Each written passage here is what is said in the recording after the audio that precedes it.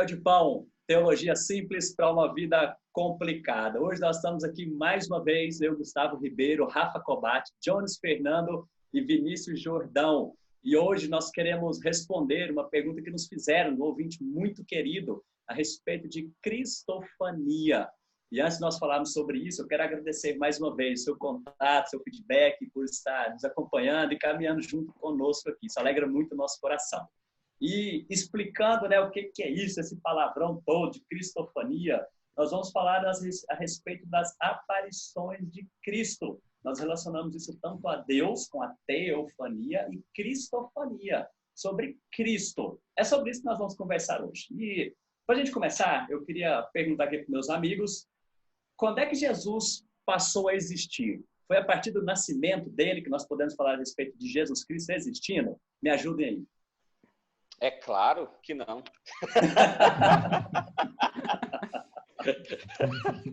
Então, quando é que foi? Conta essa história aí. Isso é muito interessante, cara, porque assim, pessoas que de repente não aprofundaram o conhecimento na história bíblica, né, podem ter esse sentimento mesmo. Peraí, Jesus nasceu foi a partir de Maria, então ele passou a existir ali no Novo Testamento, ele não existia antes.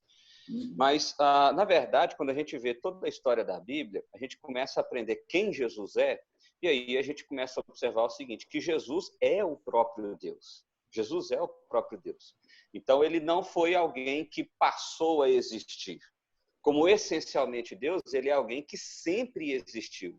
Ele eternamente existiu, né? E aí a gente tem a participação de Jesus na criação.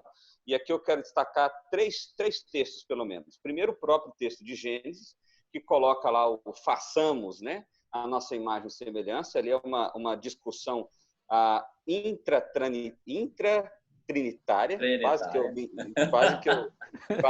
que eu me embananei aqui. Quase não, né? Embananou. Bora lá. Mas o que é interessante a gente perceber? É interessante a gente perceber o seguinte, que Deus está falando ali no plural. E por quê?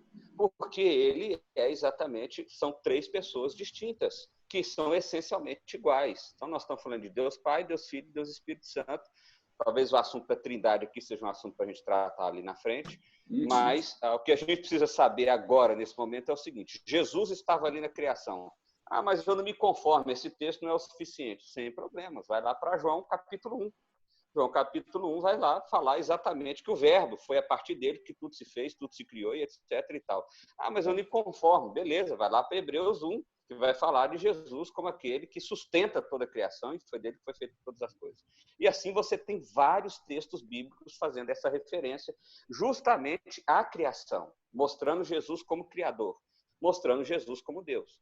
Então, eu acho que essa é a primeira coisa que precisa ficar claro para a gente. Quando nós estamos falando de Jesus, nós estamos falando de uma das pessoas da Trindade, nós estamos falando de Deus eternamente existente.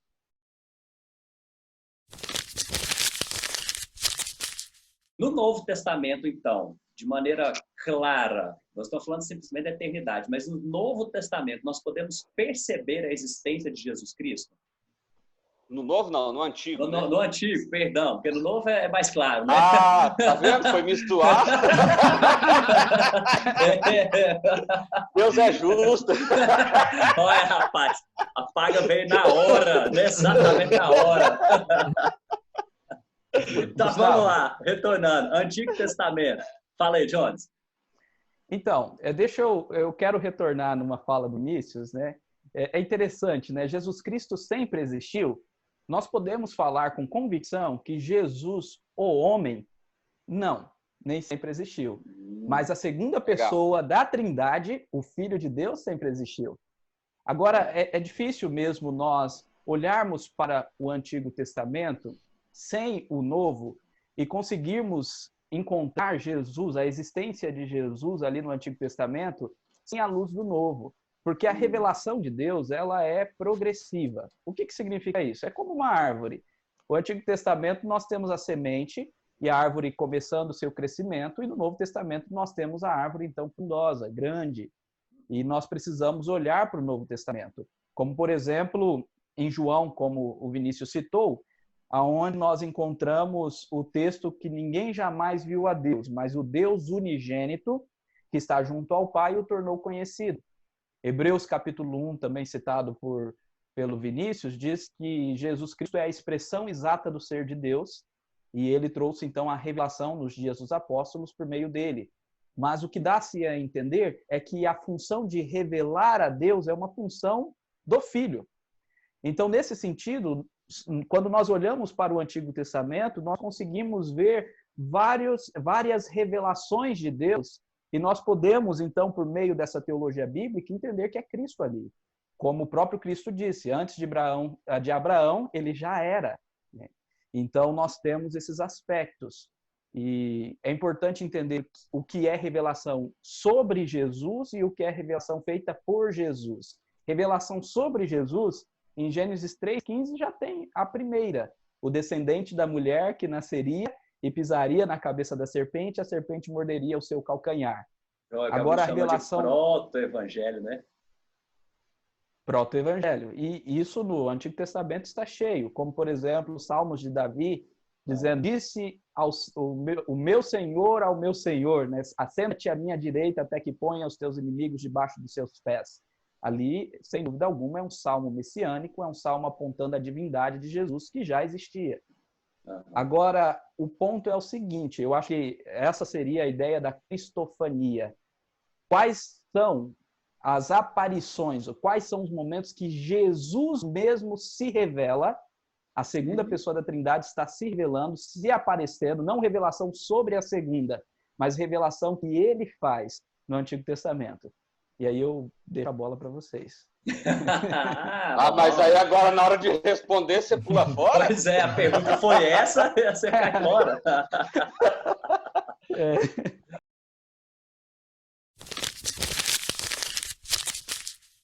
Então, já que o Jones passou para nós, eu vou repassar para ele a história aí. Por exemplo, quando o Antigo Testamento fala sobre o anjo do Senhor. Como é que a gente pode entender isso aí? Era Cristo? Fala aí, Jones. Essa é uma boa pergunta.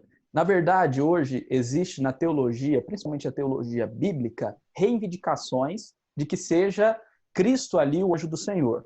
Por quê? Por causa de uma passagem especial.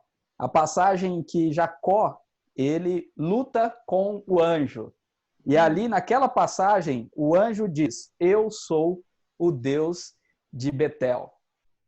Então, esse anjo de Yahvé, em outras aparições, também se identifica como o próprio Deus e trazendo a palavra do próprio Deus. Por isso que as pessoas, então, tentam identificá-lo como Cristo.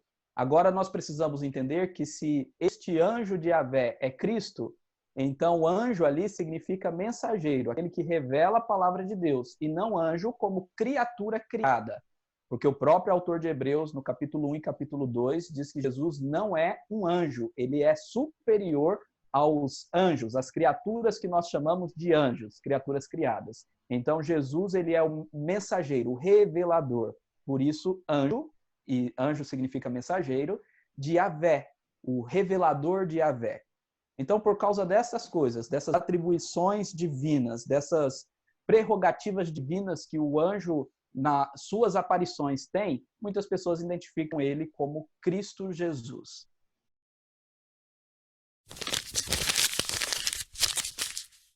Olha, eu creio que são passagens assim, profundas, densas, que de certa forma complexas, que a gente poderia, inclusive, pensar em como simplificar isso para explicar também, né?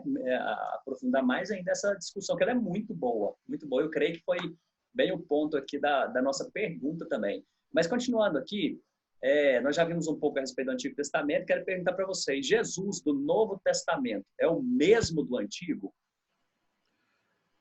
Bom, Gustavo, quando você disse que essa pergunta é densa e é complexa, você não está errado, ela é realmente complicada, porque ela vai além daquilo que a gente consegue entender ou mesmo sistematizar.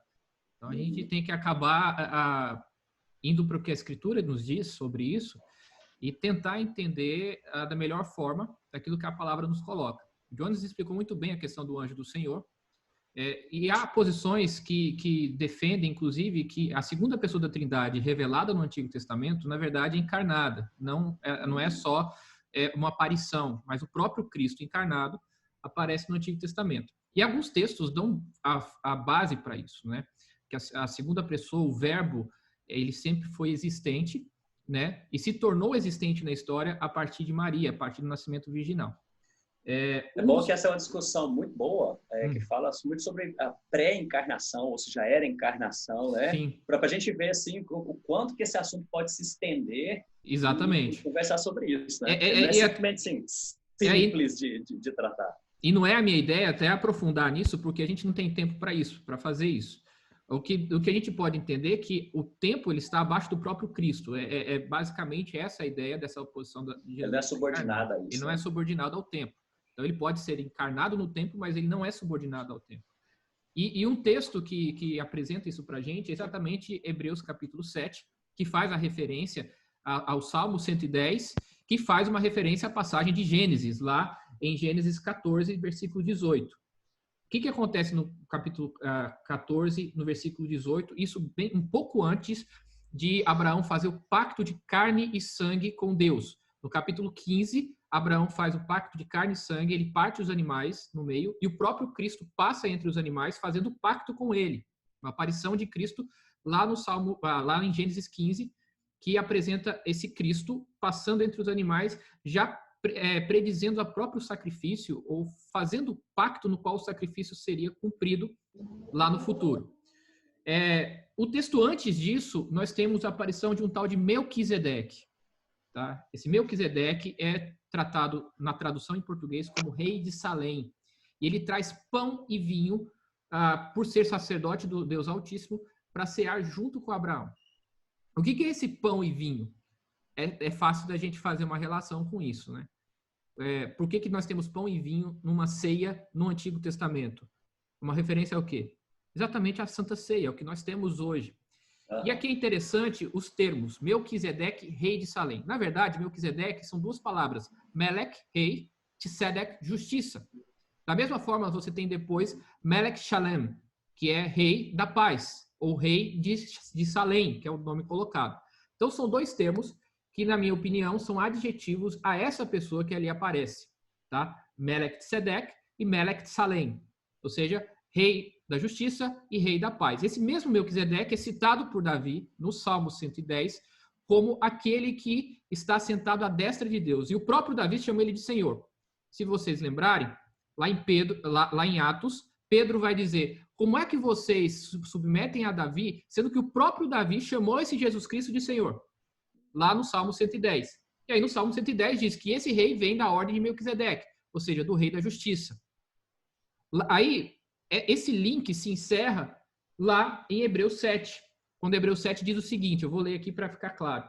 Porque este Melquisedeque, rei de Salém, sacerdote do Deus Altíssimo, que saiu ao encontro de Abraão quando voltava da matança dos reis e o abençoou, para a qual também Abraão separou o dízimo de tudo, primeiramente se interpreta rei da justiça, depois também é rei de Salém. Olha que o próprio autor de Hebreus explica isso. Ele é rei da justiça, ele é rei da paz, tá? Ou seja, rei da paz, sem pai, sem mãe, sem genealogia, que não teve princípio de dias e nem fim de existência, entretanto feito semelhante ao Filho de Deus. Peraí, que sacerdote é esse que não nasceu de mãe nenhuma? Que não nasceu de pai nenhum? Está falando de Jesus aí, é isso mesmo? É isso, é essa a ideia. Esse cara que apareceu lá, desculpa a palavra, mas esse homem que apareceu para Abraão, na verdade era o próprio Cristo, e é isso que ele vai falar no verso 4. Considerai, pois, isto, como era grande esse a quem Abraão, o patriarca, pagou o dízimo, tirado dos melhores despojos. Abraão se dobrou diante dele. Abraão se rendeu diante desse homem. Quem é esse homem que não tem genealogia, que apareceu do nada ali, que trouxe pão e vinho, senão o próprio Cristo? Tá? Legal. Então, é essa a ideia que é colocada pela essa ligação de Hebreus 7, se você quiser ir em casa e conferir, Hebreus 7, Atos capítulo 2, Salmo 110 e Gênesis 14 e 15. É importante você ler o 15 também. Então, Rafa, acho que de acordo com a sua resposta, ficou muito claro para nós que o Cristo do Novo Testamento é o Cristo do Antigo Testamento, né? Isso aí acho que é... tenho certeza que é o que nós cremos. Fica só a discussão, que aí não é pra gente aqui, é para quem é mais entendido, mais sabidão, se foi encarnado ou se não foi encarnado esse próprio Cristo. Deixa isso para outro. Beleza.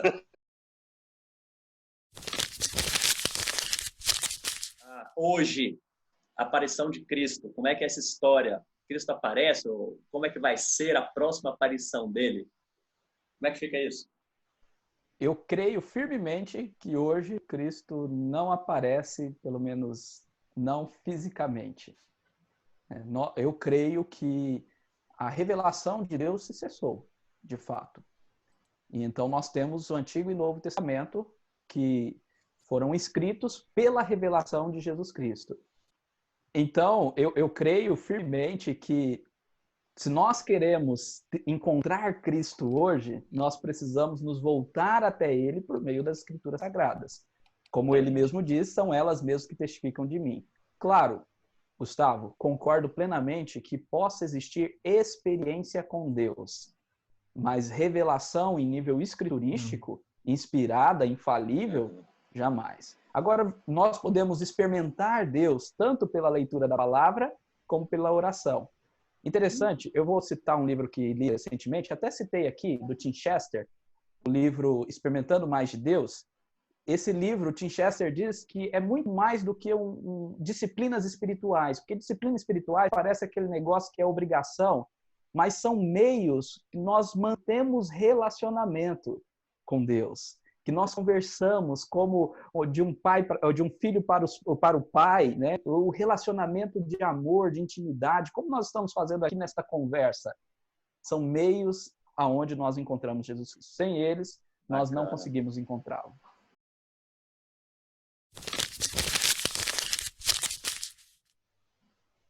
Gente, então, como é que fica Cristo hoje na igreja? Ele está conduzindo, não está? Nós falamos de corpo glorificado. Como é que fica essa história de Cristo hoje na igreja?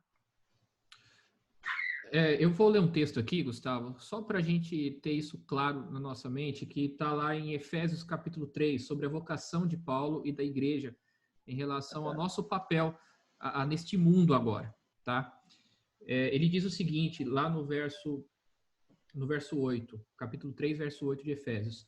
A mim, o menor de todos os santos, me foi dada esta graça de pregar aos gentios o evangelho das insondáveis riquezas de Cristo, manifestar qual seja a dispensação do mistério desde os séculos oculto em Deus, que criou todas as coisas, para que pela igreja a multiforme sabedoria de Deus se torne conhecida, agora dos principados e potestades nos lugares celestiais. E este é o propósito que Deus estabeleceu em Cristo Jesus, nosso Senhor. Então, no início de Efésios, diz que Cristo foi dado à igreja. O mundo foi dado a Cristo e Cristo foi dado à igreja. E a igreja agora tem esse papel fundamental de Cristo no mundo, de uma forma geral. A missão da igreja é ser Cristo Jesus neste mundo. E é isso que significa o corpo da igreja. É por isso que a gente se reúne em Santa Ceia, para mostrar que a nossa unidade está em Cristo Jesus e no corpo de Cristo Jesus. Ele é o cabeça que o corpo se desenvolve. Então, quando a Bíblia coloca Paulo coloca que o papel dele como pregador é exatamente esse, é pregar Cristo Jesus, manifestar as obras de Cristo Jesus, a dispensação das obras de Cristo Jesus, manifestar quem Cristo é, e manifestar a sabedoria de Deus para o diabo e os seus anjos, né, e todo o poder deste mundo, nós temos exatamente a mesma função de Cristo aqui na Terra como igreja. E essas funções são colocadas e divididas didaticamente como função de reino. Estamos aqui para anunciar o reino de Deus. Estamos aqui para apresentar o sacrifício de Cristo Jesus como sacerdotes e também para pregarmos a vinda de Cristo Jesus, a volta do nosso Senhor encarnado, né, através da profecia, através da pregação da palavra. Então, exato. Então, nós temos esses três aspectos, de reino, de sacerdote e de profeta, exatamente aquilo que Cristo foi, nós somos hoje como igreja, na unidade deste povo, que é o corpo do cabeça, que é Cristo Jesus. Bacana, excelente.